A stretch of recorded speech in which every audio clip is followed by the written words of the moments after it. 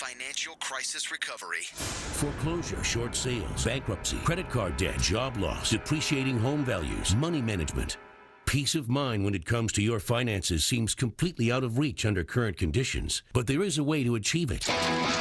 For the next 60 minutes, you're going to find out how to cover your assets. Cover your assets. 5,000 times 0.31, it comes out to be, I think, $20,150. We divide that number by 12, and that's $1,689 per month.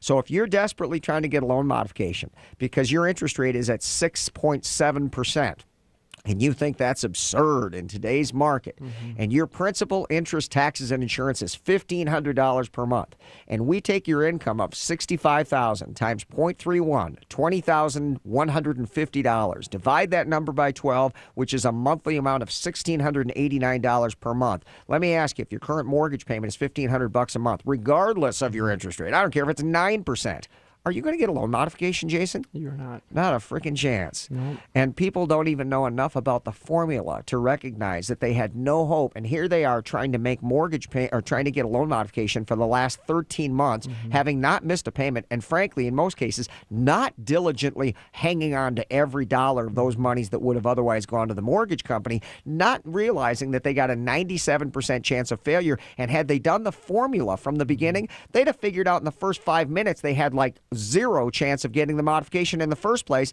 all the while providing the bank with updated information on their financials. And now when the bank says, we are going to foreclose unless you can come up with 13 payments in one shot, they don't have the money. Where'd it go? Well, they don't know, but they don't have the money. And guess what? Now, when they're not able to do that, they now have to go into short sale. They do go into foreclosure. They short sale the home. They've got a big fat deficiency, and now the bank comes at them with a 25% wage garnishment, begins garnishing their wages at 25% of their income for a $100,000 deficiency. Whoa. Wow. Whoa. And they believe that if they get on the telephone and they just cry to the mortgage company and say, well, I'm just going to file bankruptcy, well, they'll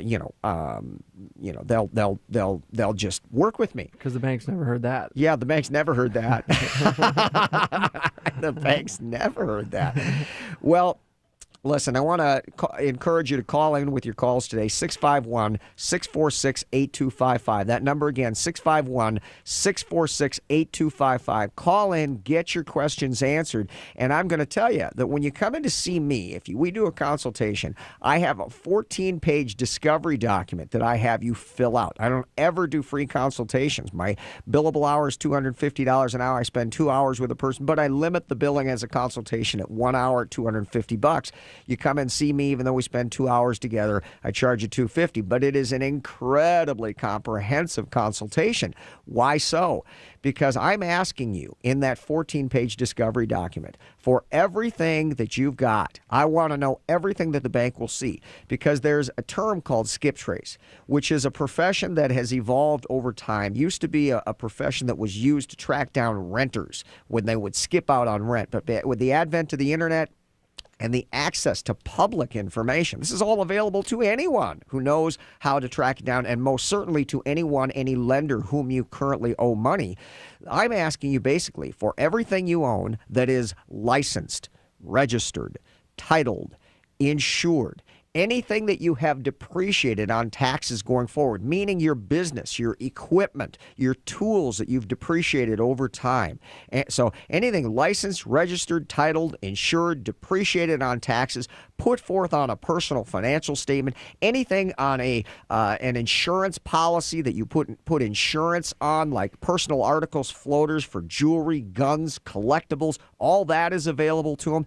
Any corporation that you've incorporated throughout the United States, anything that's on a credit report, and anything that's known as that would be on what's known as a MERS report, meaning anything and everybody who's in the household.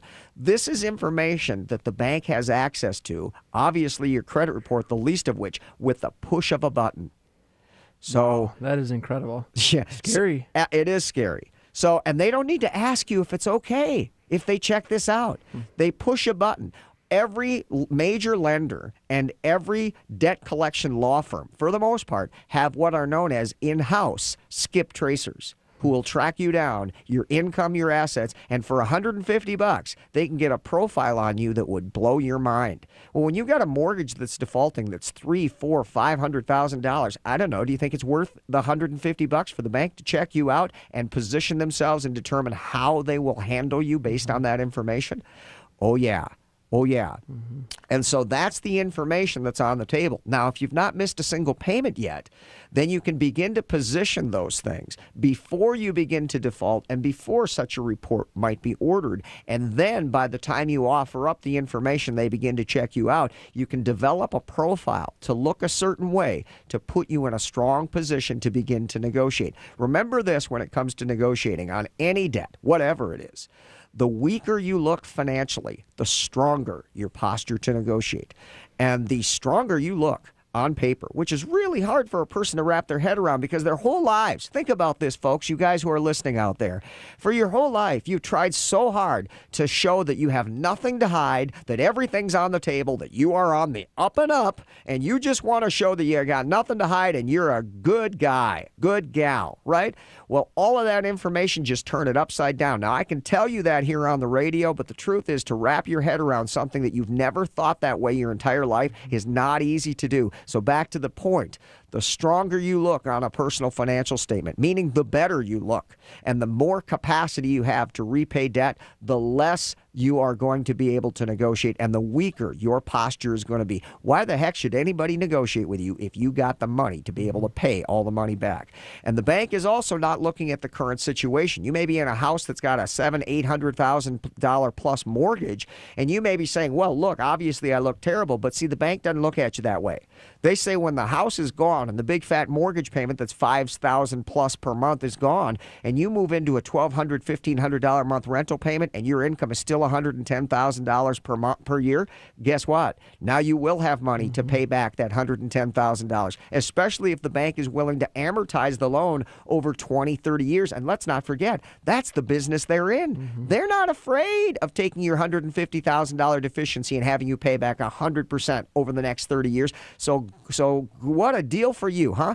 Walk away from the home and you get to make payments on a house that you no longer own for the next 20, 30 years of your life. And then when you add that payment on top of the lower rent payment, your payment is now as big as it was when you were in the house. What a deal. Not a deal.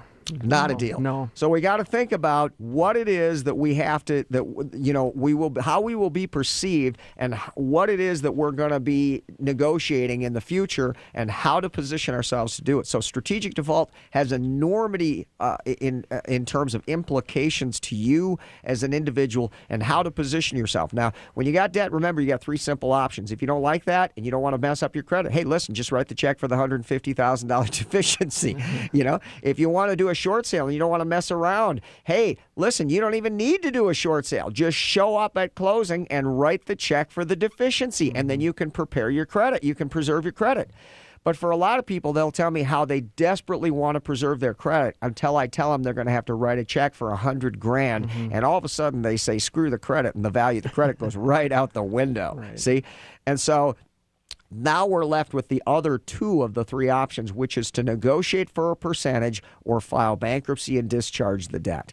So if you want to negotiate because you don't have the money to pay 100% unless you empty out your entire retirement account, and you're not willing to do that, but you certainly don't want to file bankruptcy in this lifetime, well, then remember, you squarely land on option two, which is negotiating for a percentage of that outstanding debt. And then remember, you've got to position yourself to look bad financially, to be weak in your financial picture so that you are in a strong posture to negotiate. And you need to do that long before you ever begin to miss a payment. And those are the things that are involved in strategic default. So how is it perceived by the bank? I think we've done a pretty good job of describing that, Jason. Are there things that I'm talking about, Jason, that you can relate to in your own business that you see people going through here? Yeah, absolutely. I think, again, it's so important to know what it means for each decision that you make. And that when we're talking about the loan modifications, I hear people say, I want to get a lower interest rate. I want, well, loan modification is not refinance. It has to do with, like you said, what your ratios are. There has to be a hardship. There has to be a reason to modify that loan, similar to the reason why a bank will approve a short sale. You owe it to yourself to get all of the information, the accurate and correct information from you, Todd, before you make any of those very, very important, potentially devastating decisions if you don't have all of the information up front. Absolutely. If you're listening to this, you want to get some free information, go to the financialcrisisbible.com. You can download it free on our website. Go to CYA21, and at our website, CYA21.com, you can download the Financial Crisis Bible. It's a free download, give you a whole lot of information, and expand upon some of the things that we're talking about today.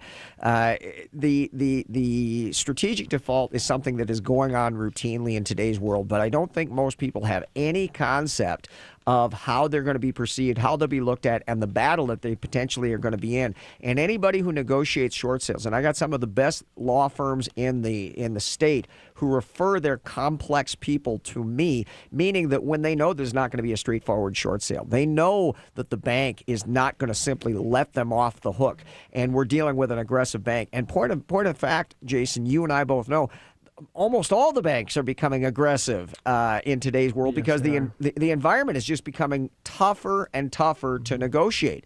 And so the idea, like we used to say, hey, man, just throw 10% at your second mortgage company and they'll just walk away and leave you alone. Let me guarantee you, folks, if you've heard that, if you're out there, if you're an agent, somebody who's in the business and you've not dealt with this recently, let me just tell you right now, you can throw that right out the window. The idea that the bank just walks away and 10% is all it's going to take to negotiate, that is incorrect information. So we're going to take a call here with Jim. Jim has a clarification question. So, Jim, go right ahead. You're on the air. How can we help you? Oh, good morning, guys. Good morning. I just wanted to have you guys clarify something. I'm not in an upside-down situation myself. I make my mortgage payment every month, but I thought I heard you guys say that if someone didn't have the assets to make their mortgage payment, yet they had money in a 529 or retirement savings, that you thought it was unfair or ridiculous of the banks to expect someone to dip into those types of accounts. So I just have a question. What about personal responsibility? There we go. See, and listen, Jim, you bring up a great point, and that's why I said from the very beginning of the show we're gonna be talking about it poses an ethical and moral dilemma, and depending on which side that you're on of this, I think that you could very easily take the bank's position and say, look, man, at the end of the day, they owe the money. And look, if they owe the money, they owe the money. And that is certainly a perspective. On the other hand, you will look at consumers who will say, look, I'm not going to liquidate my retirement account or my kid's college education plan because nobody's going to step in and send my kid to college because I pay the deficiency. So look, you bring up a great point, and regardless of which side you're on, you're going to